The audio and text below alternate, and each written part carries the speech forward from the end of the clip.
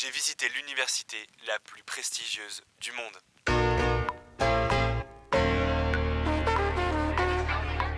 Début avril, Audencia m'a invité avec quelques autres journalistes du monde des prépas à un voyage extraordinaire. Pendant une semaine, on est allé à la rencontre des partenaires américains d'Audencia dans la ville universitaire par excellence, Boston, Massachusetts. J'ai eu l'occasion de me rendre sur les campus de Boston University, leur partenaire historique, de Bentley University et ses infrastructures tout droit sorties d'une série américaine, et, surtout, dans l'université la plus mythique de tous les temps, Harvard.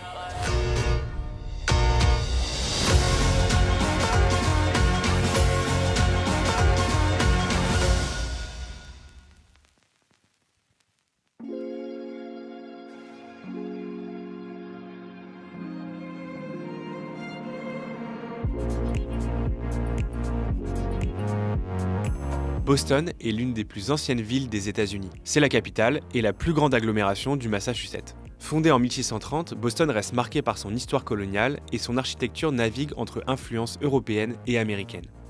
Mais si Boston est aussi connu à travers le monde, c'est évidemment grâce à ses universités. Harvard en premier lieu, la plus vieille sur le continent américain, est reconnue quasi unanimement comme la meilleure fac du monde. Cependant, c'est à Boston University, une autre institution très ancrée dans le paysage de la ville, que nous allons démarrer notre immersion. Boston University, c'est une des plus grandes facs ici à Boston, mais c'est aussi l'une des plus renommées. Elle se trouve notamment dans le top 100 mondial dans la plupart des classements internationaux. Boston University, c'est aussi un partenaire majeur d'Audencia sur le sol américain. Depuis 2009, ce sont près de 300 étudiants d'Audencia qui se sont rendus sur ce campus, ici, soit en échange académique, soit en double diplôme, en dernière année de master, avec un programme conjointement proposé par Audencia et Boston University. Enfin, Boston University est intégré au programme d'excellence USA Massachusetts d'Audencia. Ce programme permet d'étudier pour un semestre et une summer school au sein d'Harvard Division of Continuing Education, suivi d'un second semestre ici à Boston University sur les disciplines du management. Sans plus attendre, je vous propose de partir à la rencontre de Marie qui est arrivée ici il y a quelques semaines et qui va nous partager son parcours et son quotidien. C'est parti!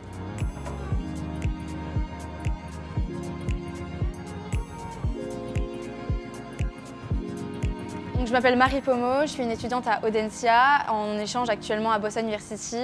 J'ai choisi cette université parce que j'ai vécu dans le Colorado à Denver quand j'étais toute petite. Quand je suis revenue en France, j'ai fait mon lycée premièrement à Sainte-Marie-de-Neuilly et après j'ai intégré donc Saint-Louis-Gonzague, Franklin, ma prépa, et ensuite Audencia que j'ai majoré à l'entrée. Je suppose que tu étais admise à plusieurs écoles. Pourquoi tu as Ouais. choisi Audencia en particulier? J'ai choisi Audencia parce que justement ils avaient une diversité d'échanges qui était très grande. Ils avaient eu Harvard, ils avaient Columbia, ils avaient beaucoup d'universités américaines où je voulais aller. Parce que aussi j'avais adoré mes oraux. Qu'est-ce que tu retiens de ta première année à Audencia? Il y a un gros contraste entre la prépa et l'école de commerce. Je pense que je retiens surtout mes amitiés, je retiens aussi... moi j'ai changé donc de ville, j'ai été aussi à Nantes, donc c'était extrêmement différent par rapport à ça. Et puis je retiens forcément aussi mes engagements scolaires, donc j'ai été à la JE et j'ai été soutien BDE pendant cette année. Je pense que c'est les deux engagements que je retiens le plus. Et aussi que j'ai pu faire beaucoup de compétitions de sport. J'ai fait beaucoup de snowboard pendant surtout la deuxième année où je suis retournée beaucoup donc à Denver dans le Colorado pour en faire. Où est-ce qu'on est exactement là? Donc là on est à Bayou Central et on est juste devant la March Chapel qui est vraiment l'endroit le plus beau du campus, le plus vieux, donc c'est vraiment là où on vient tout le temps. Et en fait ce qui est dingue c'est qu'on est en plein centre-ville de Boston. Ouais. Et la fac elle est hyper tentaculaire, vraiment on marche 500 mètres, il y a un nouveau bâtiment, une nouvelle école de bio, de technologie, de théologie. Il y a tout, il y a tout, c'est une folie. Pour aller de West Campus à East Campus, on met 30 minutes à pied à peu près. Et après il y a Fenway aussi où on met à peu près 30 minutes, enfin c'est tentaculaire vraiment. On peut traîner avec des gens qui font de la biologie et qui sont pre-med, comme des gens qui sont en théologie, comme des gens qui étudient la spiritualité, enfin ça n'a pas de limite. Ouais.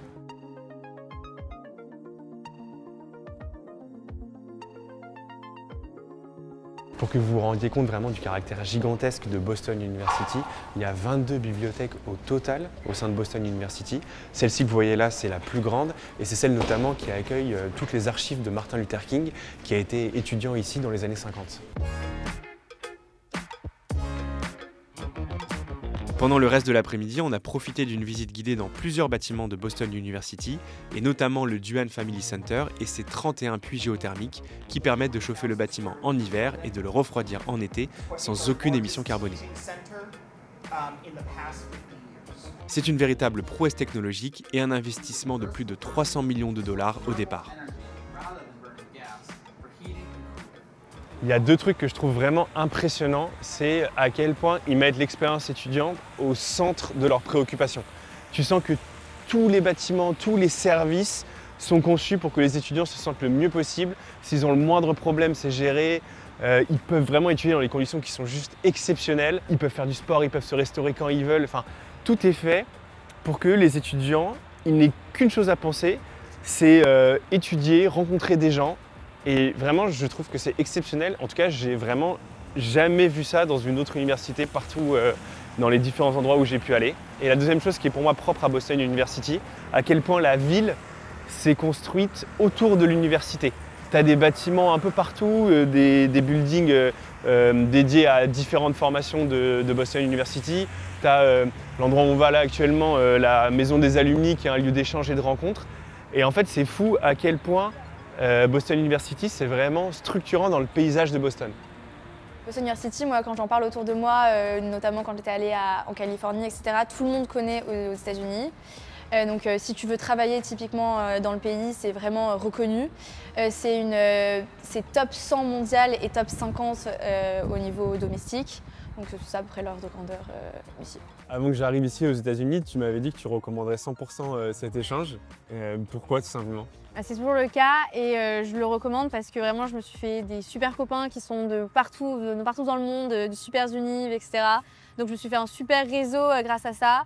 Et puis juste, j'adore ma vie ici, on fait plein de sports, il y a plein de soirées, mais en même temps on a des cours qui sont hyper intéressants et on voit une autre façon d'apprendre. Donc je recommande à 100% l'expérience américaine et l'expérience à BU.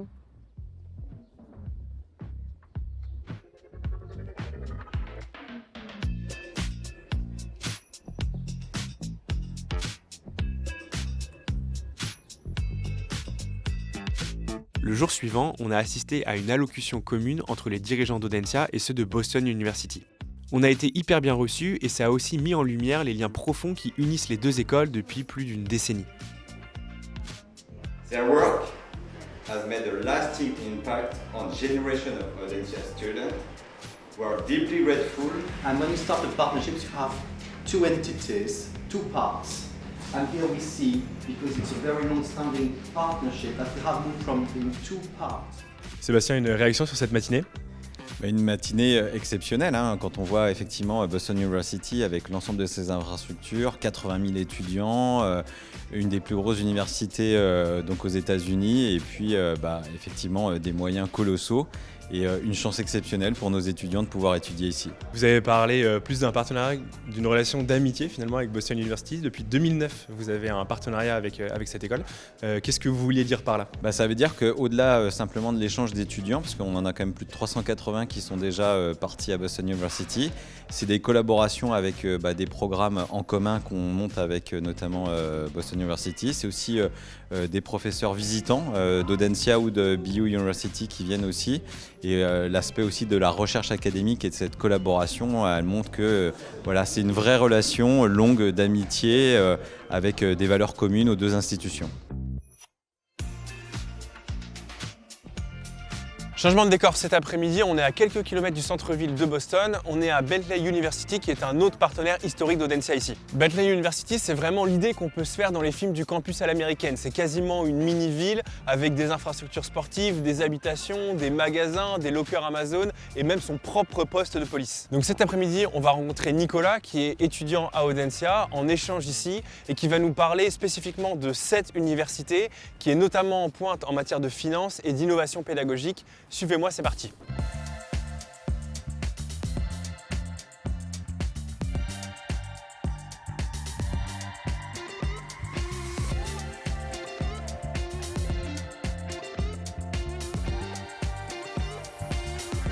Alors moi j'ai fait 2 ans de classe préparatoire au lycée Le Verrier à Saint-Lô, donc une toute petite prépa.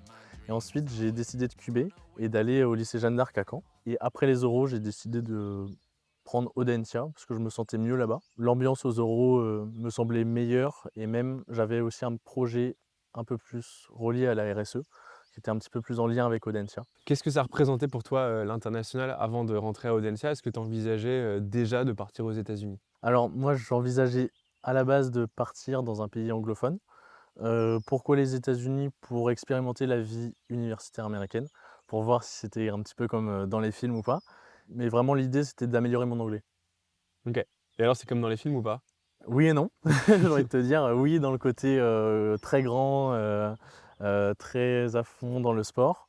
Peut-être un peu moins par rapport aux cours, et cetera. C'est quand même assez studieux. Qu'est-ce qui t'a attiré en particulier chez Bentley University? Alors ça a été les cours, ça a été notamment l'aspect financier, parce que moi je veux me diriger vers de la finance de marché et je sais qu'à Bentley University, ils proposaient des cours de gestion de portefeuille quantitatif et tout ça dans la salle de trading. Et donc c'est un peu tout cet aspect financier-là qui m'a plu sur le papier et qui m'a impressionné quand je suis arrivé à Bentley. Tu as parlé de la finance, c'est effectivement un gros point fort de cette université. Est-ce que tu peux un peu plus nous en parler, expliquer en quoi consistent les cours que tu suis actuellement? Oui, bien sûr. Alors moi j'ai choisi de prendre 4 différents cours de finance.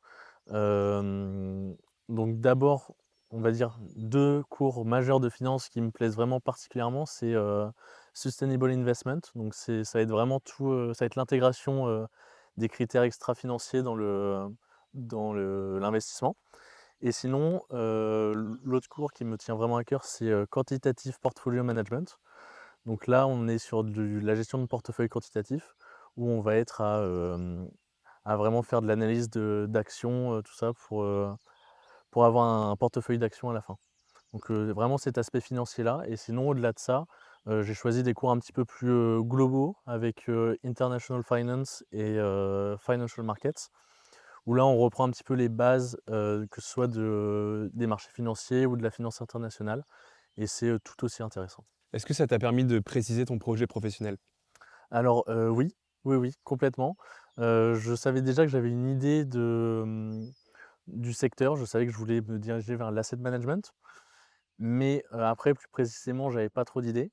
Mais là, avec les cours que j'ai eus à Bentley, je sais que j'aimerais bien intégrer les critères ESG dans la gestion de portefeuille plus tard et plus m'orienter vers la gestion de portefeuille actions plus que obligations et fixed income.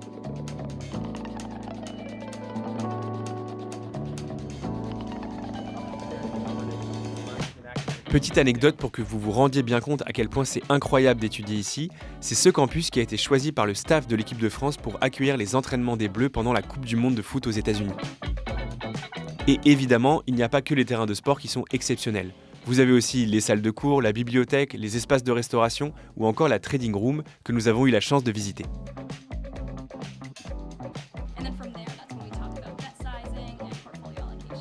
Can you describe the room in which we are?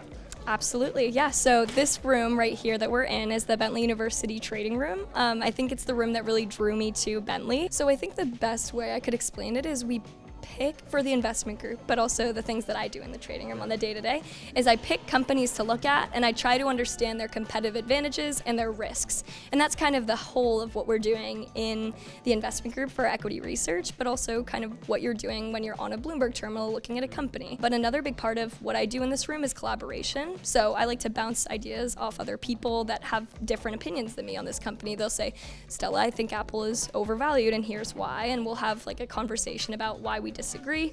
And I think that the trading room really enables those kind of conversations in areas where, you know, that doesn't happen a lot.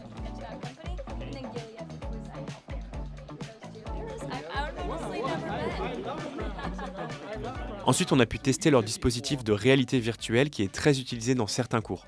C'est assez perturbant au début, mais l'expérience est vraiment sympa et je comprends qu'on puisse beaucoup mieux retenir quelque chose qu'on a vécu grâce au casque de VR plutôt qu'avec un simple cours magistral. Pour terminer, est-ce que tu as un conseil à donner, quelque chose que tu aurais aimé savoir quand tu étais en fin de prépa ou en début d'école par rapport à cet échange et de manière générale par rapport aux facs américaines? Je pensais à la base, quand j'étais en prépa, que c'était impossible d'aller dans une université américaine. de faire un échange, pas à l'étranger parce que je savais les opportunités des écoles, mais en tout cas pour les États-Unis, pour moi c'était vraiment impossible. Grâce à Audencia, j'ai pu partir aux États-Unis et c'était pas si dur que ça si on prend par rapport à la prépa, bien sûr. Mais il suffit de bien travailler le TOEFL et de bien travailler pendant la première année. Et les portes sont ouvertes après. Bilan de cet après-midi à Bentley, c'était vraiment intéressant. On a pu discuter avec beaucoup de professeurs et c'était super cool de voir comment ils allaient justement intégrer les enseignements d'intelligence artificielle, la réalité augmentée aussi dans leur pédagogie et de voir que finalement ils sont confrontés un peu aux mêmes enjeux que nous les Français. Sans transition aucune, ce soir, on va rencontrer des diplômés d'Audencia à l'occasion d'une soirée d'alumni. Donc je vous retrouve tout à l'heure.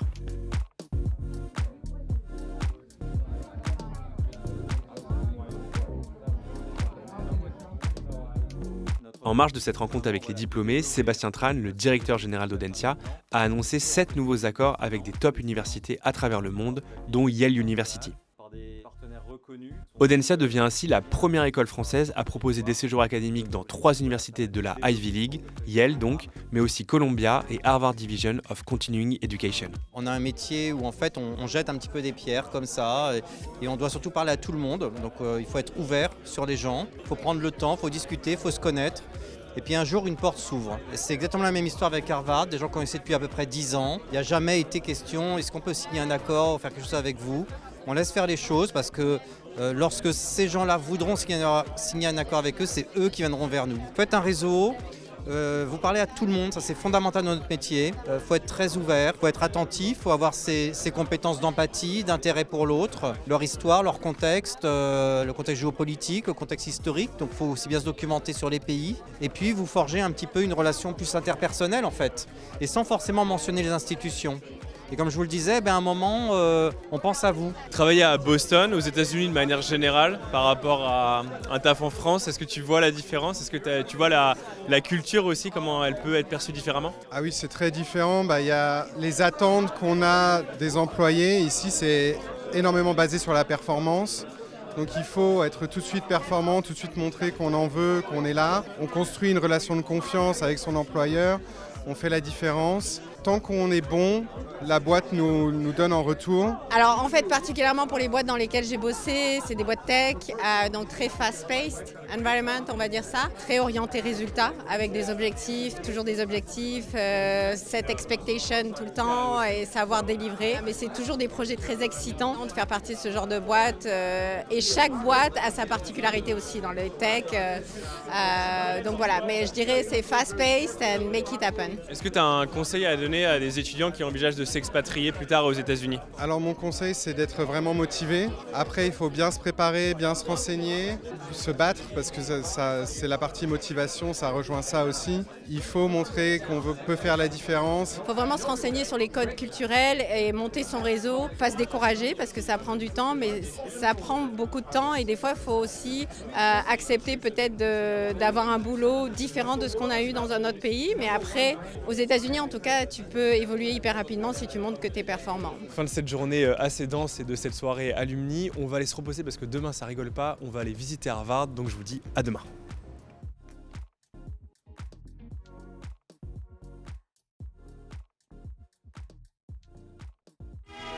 To appreciate fully Harvard's age and historical significance, one should enter the yard by Johnson Gate and pause for just a moment to read at least a part of the inscription, so eloquent of the vision and courage of the Puritan settlers.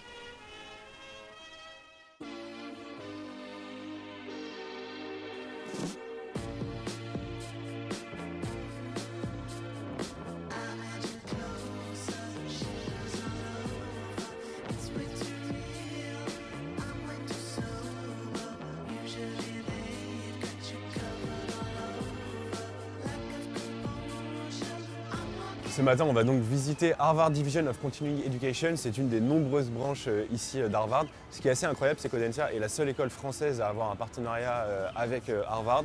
Donc c'est assez dingue comme opportunité. Et ce matin, on va juste se balader un petit peu autour, voir les différents bâtiments. J'ai hâte de voir ce que ça donne.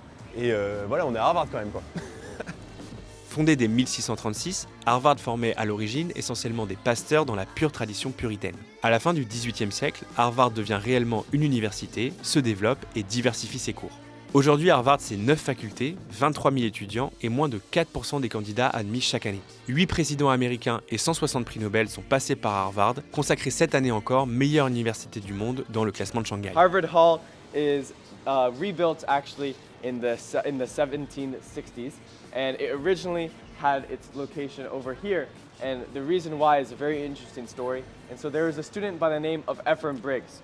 And Ephraim Briggs was a student, 20 years old, just like myself, and a very big procrastinator, just like myself. C'est dingue le niveau de storytelling des étudiants. Le gars, il a 20 ans, il est en musique et en économie en même temps. Il te lâche un discours sur l'histoire d'Harvard, il connaît tout de A à Z, il y a des anecdotes, il va chercher son public, il te fait des blagues et tout. Mais c'est fou en fait, le show-off américain, le côté everything is great, c'est ouf de voir que c'est pas que dans les films mais que c'est vraiment comme ça que ça se passe concrètement quand tu vas à Harvard. You can study other topics, and so, for example, for the science category, many students will take a class called sleep. And this is a class that you study the science of sleep. Audencia est partenaire depuis 2022 avec Harvard Division of Continuing Education, qui est rattachée à la Faculté des Arts et des Sciences. Dans le cadre du parcours USA-Massachusetts, les étudiants d'Audencia peuvent passer en Master 1 le semestre de printemps et la Summer School au sein de Harvard Division of Continuing Education, suivi du semestre d'automne au sein de Boston University, et tout ça sans débourser 1 € de frais de scolarité supplémentaires. Bon Tom, merci beaucoup de répondre à nos questions, en français en plus, pour le challenge, c'est ça. Est-ce que vous pouvez vous présenter déjà ? Oui, Thomas Gariepi, Harvard University, DCE Global. Est-ce que vous pouvez présenter Harvard DCE et dans quelle mesure justement Harvard DCE s'intègre à l'écosystème d'Harvard? Je représente la Division of Continuing Education qui se concentre en créer des programmes qui ouvrent l'université et donnent accès à des étudiants à beaucoup d'étages dans leur éducation.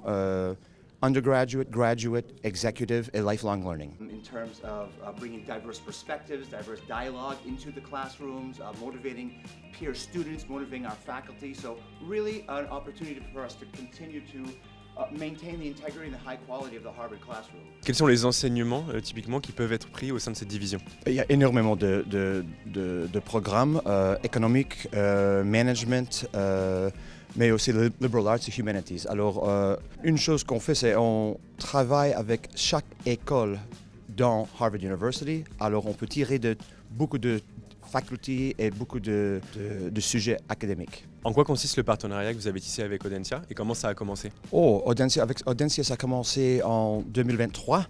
C'était un effort de vraiment attirer des étudiants de Audencia qui voulaient prendre avantage d'un cours ou deux à Harvard University. Et pour nous aussi, c'était important de commencer un programme qui offre l'opportunité des étudiants à Harvard University d'étudier avec des autres divers étudiants avec une perspective mondiale, française dans les cours. Alors c'est important pour nous pour discuter dans les cours, pour découvrir, pour un échange d'idées, d'avoir des étudiants qui sont un esprit divers.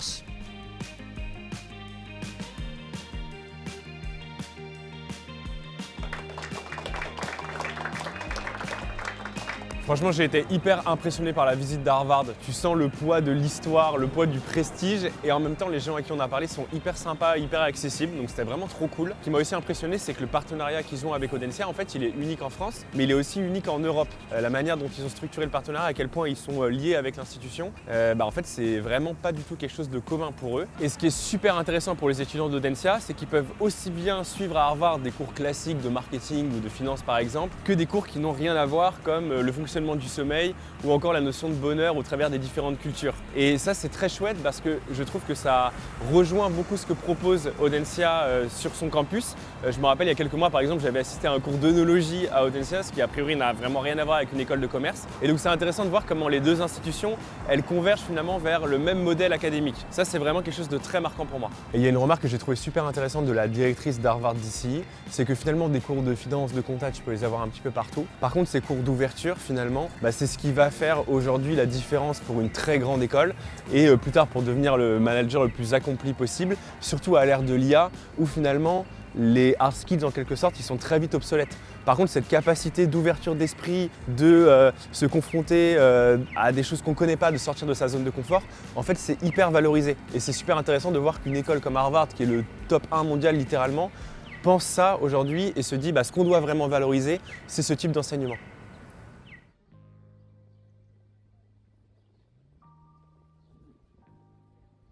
Après ces moments chargés en émotions, je vous propose de prendre un petit bol d'air.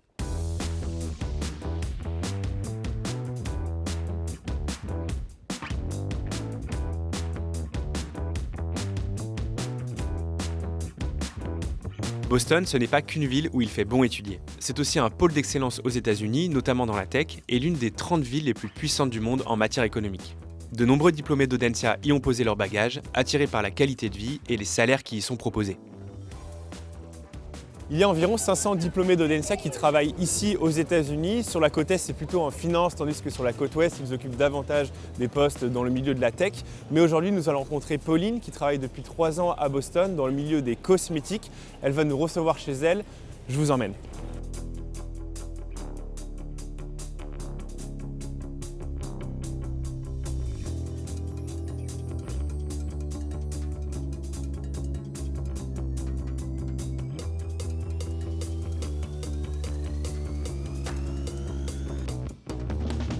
Qu'est-ce que tu retiens du coup de ton expérience à Audencia? Qu'est-ce qui t'a marqué au début? Déjà le côté très spontané des étudiants, le côté très immersif de la vie étudiante, de vivre dans une ville plutôt à taille humaine qu'est Nantes, puisque avant j'habitais à Paris, donc très différent. Côté effet de groupe où voilà, on fait nos études, on passe un peu notre vie ensemble. Et pour la diversité des cours que proposait Audencia. Et puis surtout, moi j'ai eu la chance de pouvoir partir en échange universitaire au Mexique. Donc j'étais à Guadalajara pendant 6 mois et j'ai absolument adoré cette immersion dans ce pays que j'aime beaucoup, qui est cher à mon cœur parce que j'étais déjà allée une première fois et j'y suis souvent retournée après. Et puis ensuite, j'ai fait une majeure marketing à Audencia. J'ai rapidement trouvé mon stage de fin d'études chez Estée Lauder. Quand est-ce que ton projet professionnel a commencé à se dessiner? Est-ce que tu savais déjà précisément ce que tu voulais faire au début d'Audencia? Je pense que c'est via ma sœur, parce que j'ai une grande sœur où on a 8 ans d'écart, et elle, à l'époque, quand elle a commencé à travailler, donc moi j'étais encore au lycée, elle me parlait souvent de « moi je veux faire du marketing », et donc je trouvais ça assez passionnant de l'univers marketing. Elle travaillait dans le luxe, et je m'étais dit « ah moi c'est sûr ». Je veux un peu faire comme ma sœur, mais c'est vraiment ça qui me plaît. Donc j'ai commencé mon stage de fin d'études chez Estée Lauder en trade marketing. Et suite à ça, j'ai été embauchée, j'ai été responsable de secteur où je suis partie avec ma valise dans le sud de la France pour effectuer un congé maternité pendant 8 mois. Et ainsi a débuté ma carrière professionnelle. Je suis rentrée à Paris et un petit peu par hasard, j'ai commencé un CDI au département Visual Merchandising. Donc le Visual Merchandising, pour ceux qui ne connaissent pas, c'est tout ce qui permet de mettre en avant le produit fini en magasin. Avec le recul, si on fait une sorte de bilan, qu'est-ce qui a été déterminant selon toi dans ton parcours à Audencia pour la suite de ta carrière? Le côté international qui pour moi a été clé, de pouvoir bénéficier d'un échange universitaire. Ça, quelque part, ça m'a davantage ouverte. Et moi, j'encourage tous les étudiants à vraiment multiplier les expériences, partir à l'étranger, parce que c'est comme ça qu'on s'enrichit, à la fois professionnellement et personnellement. Dernière question, si tu as un conseil à donner à des étudiants, pourquoi pas d'Audencia, qui envisagent de travailler plus tard aux États-Unis, qu'est-ce que tu leur dirais? Première chose, si c'est votre rêve, accrochez-vous et ne rien lâcher. Multiplier les expériences professionnelles, que ce soit en stage, CDD, etc. La carrière, elle est longue et c'est en multipliant les expériences qu'on va vraiment savoir ce qui nous intéresse, ce qui ne nous intéresse pas. Donc ça serait mon conseil pour les jeunes étudiants.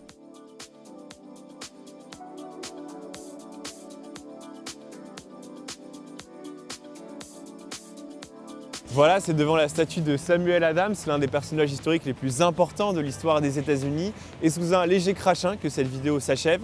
J'espère qu'elle vous aura plu, qu'elle vous aura permis de mieux comprendre les opportunités que propose Audencia aux États-Unis. Moi je vous dis à bientôt sur Major Prépa et surtout force à vous pour les euros.